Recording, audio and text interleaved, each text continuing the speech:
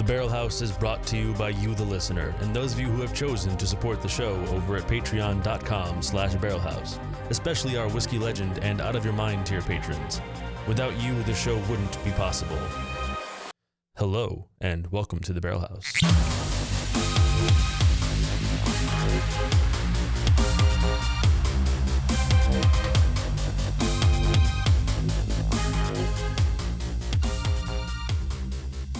Hello and welcome back. I'm Joe Kane. This is the Barrel House and we're here to drink some whiskey. Today we're drinking 1792 Bottled in Bond. This is a store pick from my local liquor depot. This is a great store pick, by the way. Before we get into the pour, let's talk a little bit about 1792. 1792 was formerly known as Ridgewood Reserve 1792, and then 1792 Ridgemont Reserve. It's a Kentucky straight bourbon. It's been produced since 2002 by the Barton 1792 distillery. Barton makes some pretty solid whiskeys these days, by the way, not just this brand. The brand and distillery have been owned by the Sazerac Company since... I gotta double check. Hold on. I was gonna be wrong for a second. Since 2009. That's two whiskeys in a row that have a life-changing purchase in 2009. This was originally introduced as, like I said, Ridgewood Reserve. It did only change its name after the Brown-Forman Company got a lawsuit involved here. They sued Barton for trademark infringement because they thought Ridgemont, too many reserves. I can understand, right now I understand the lawsuit. They thought Ridgewood Reserve was too close to Woodford Reserve. And after legal battles ensued, ultimately they dropped the name to just 1792 Bourbon. And here we are. Now, 1792 Full Proof behind me on the shelf here is one of my favorite bottles at its price point of about $40 per bottle. And I think of this Bottled in Bond as its cheaper little brother. And we're going to talk about why in a little bit. But first, I have to thank everyone who supports the show over at patreon.com/barrelhouse, because without all of you, this wouldn't be possible, especially our Whiskey Legend and You Gotta Be Out of Your Mind tier patrons who really are carrying the bulk of the workload here on keeping this show afloat. Now, we use the value for value model here at Barrel House Podcast. So if you get any value at all and feel the need or the desire or would just like to support the show, pass that value back on to me and the Barrel House. You can pledge $1 a month, $2 a month, $5 a month, or you can go out of your mind and pledge $50 a month like some of those fine people over at patreon.com/barrelhouse. You get different rewards based on the tier, and I will happily talk to all of you if you go to earglemedia.com/discord and chat a little bit about why Patreon is important, or just about whiskey. This show, I know we're in tough times. This show is going to persist as best as it can, as often as it can, whether or not you can offer financial support or just listen to the show and offer moral support. I'll take it all. Now, speaking of taking it all, onto the pour. This, like I said, this is 1792 Bottled in Bond, and this is a Liquor Depot single barrel select. That being said, this is not super far off from, ooh, this has a good barrel. This has a good cork sound. Let me see if I can capture that. It's a good cork sound, right? It's a good cork sound. This is not super far off profile from where I have found the other bottles of this Bottled in Bond before. Although I do think it maybe is a little more oaky and a little less sweet than the other bottles I've had have been. But it's pretty close. It's pretty close to the same wheelhouse. Let's get into the nose. Now that it's poured, agitate this a little bit since I didn't I didn't pour it and let it sit. The nose is instantly vanilla. Lots of it. It's super vanilla up front for me. Probably more than I'm used to out of this 1792 Bottled in Bond. Ooh, but it's very vanilla, like vanilla cream vanilla. And it's followed up nicely by like soft caramel chews, like those Werther's chewables. Like the old people candy for people who still have teeth. That level, right? That kind of Werther's, the chewable ones. There's definitely some banana, although it's not overly ripe banana. It's like when you walk by the slightly green bananas in the grocery store. There's a little rye spice, but I will say it's relatively thin on the nose considering it's a Bottled in Bond, so it's 50% alcohol, 100 proof.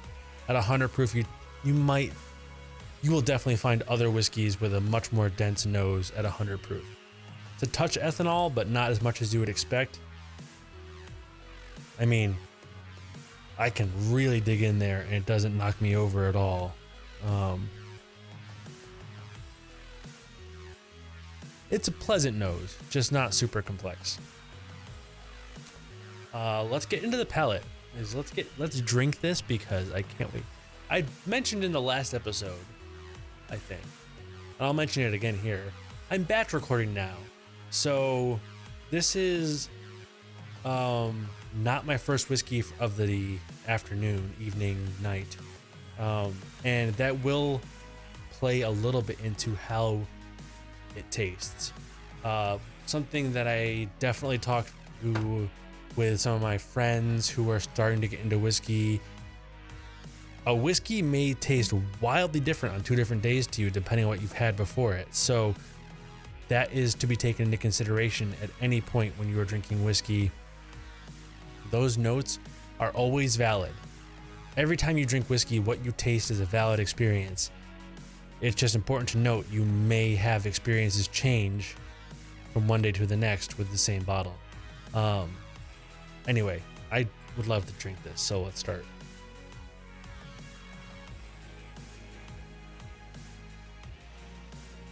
It's a sweet, easy palate. Super crushable, as some people say. You could really drink a lot of this. The first note I get, finish. The first note I get is like light honey. Not that dark amber craft stuff, but definitely like the cheapest, lightest, most golden and least amber honey you can buy.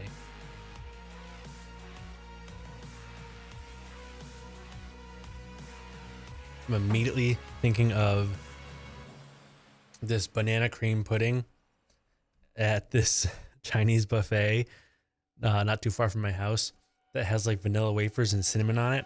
I get that density and sweetness of banana and cinnamon. A little bit of vanilla too. Brown sugar. Super dry oak. This saps the moisture right out of your mouth entirely. But it's not bad. Not in a bad way. It's without that dry charred oak, there would be almost no balance to this whiskey. That dry char adds a lot of balance and it goes a long way. I don't know, I didn't mention this is like a $32 bottle. This is a very affordable bottle. So keep that in mind while I'm giving you these notes. Let's hit the finish here. I'm getting the hiccups. It's not the most complex finish, nor the longest, but it's really pleasant. The charred oak and spice definitely come in first, but they do not last. They hit you kind of hard 2-3 seconds after you swallow, but they last maybe 2-3 seconds, maybe a little bit longer themselves. And then the vanilla cream and the caramel start to push them out. The spice lasts as the vanilla and the caramel push the oak and spice out of the forefront. They get their little moment in the spotlight, their time to shine, their 15 minutes of fame, which is really not that long either. And when they subside, there's just a hint of that barrel spice left over. It's subtle. It's not dominant. It's not super lingering, but it's a little bit of it there, just whispering barrel spice hanging out. And that sticks with you for as longer than anything else in this finish. Then it drops off. And we're talking about maybe a 20-ish second. Like, it's not a long finish. It does not linger a long time, but it's pleasant. It's nice. Overall, let's sum it up here. This is a $32 bottle. It's $8 to $10 less than the full proof and 25 proof less intense than the full proof, which is why I think of it as a little brother. This is a way more the full proof is 125 proof. If it's hot out, if you've already had a few, it's too much. I really, really like the flavor profile of that whiskey, but it's not always the right pour for the day. You could have this anytime you're ready. If you want to have a drink, this is always in your wheelhouse. It's super crushable. It's an incredible daily pour for the money. If you just want to have like a bottle around that you can afford to drink 2, 3, 4 days a week. Shouldn't have 4 days a week, by the way. I stick to like 2, 3 days a week, but 4 or 5 days a week, some weeks yes, some weeks no. You just don't want to make a habit. And if I am pushing that 4, 5, 6 days a week's level, I usually take a week off and switch to coffee or tea for a week or two to reset my palate and chill out a bit on the drinking. But as a daily pour, is that like gonna have a couple few pours a week? Don't want to break the bank pour? This is hard to beat. I think the only thing that I think comes close for me in this price range is if you can get Eagle Rare at MSRP. That is another great bottle in the $30 range. It's complex enough to analyze, easy enough to ignore and just sip on while you're watching TV.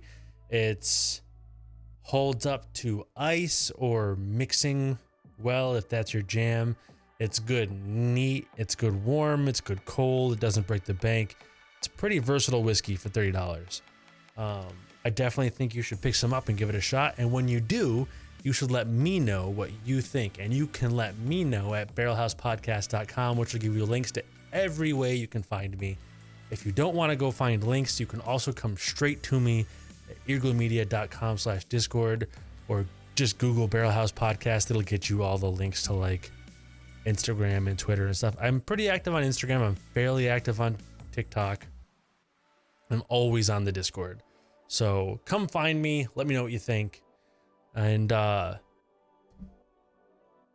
as always, drink whiskey, be merry, and take care. The Barrel House is written, produced, and hosted by Joe Kane, and it's a proud member of the Earglue Media Network.